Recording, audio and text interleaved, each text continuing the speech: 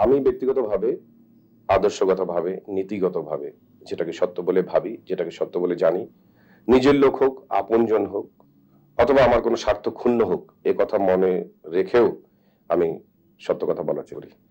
করেছি এবং আজও করি এবং ভবিষ্যতেও করব। এ কারণের জন্য হয়তো অনেকেই আমাকে সত্যভাষী অথবা স্পষ্টভাষী এই কথাগুলো আমার সম্পর্কে বলে থাকে।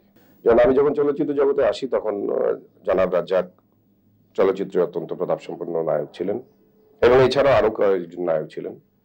তা আমি তখন স্পেসিফিক্যালি বলেছিলাম যে মেলোড্রামাটিক অভিনয়ে রাজ্জাক আনপ্যারালাল।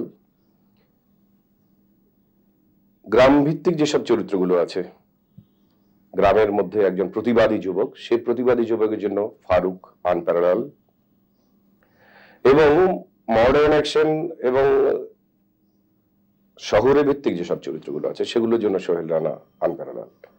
তো সেই কথাটা তখন একটা আলোচনার সৃষ্টি হয়েছিল, বিতর্কের সৃষ্টি হয়েছিল যে আমি হিরোকে এক এক লাইনে আমি আনপ্যারালাল বলছি, এটা বোধহয় ঠিক না।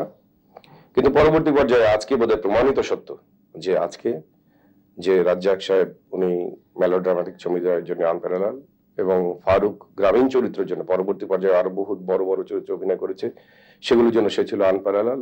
আর আমার সম্পর্কে আমি তো বলবো যে মানুষ জনসাধারণ আমি যে ধরনের ভাবে আমাকে নিজেকে আইডেন্টিফাই করেছি সেভাবে আমিও আনপ্যারালাল না হলে আমিও মানুষের কাছে অত্যন্ত অ্যাকসেপ্টেবল ছিলাম।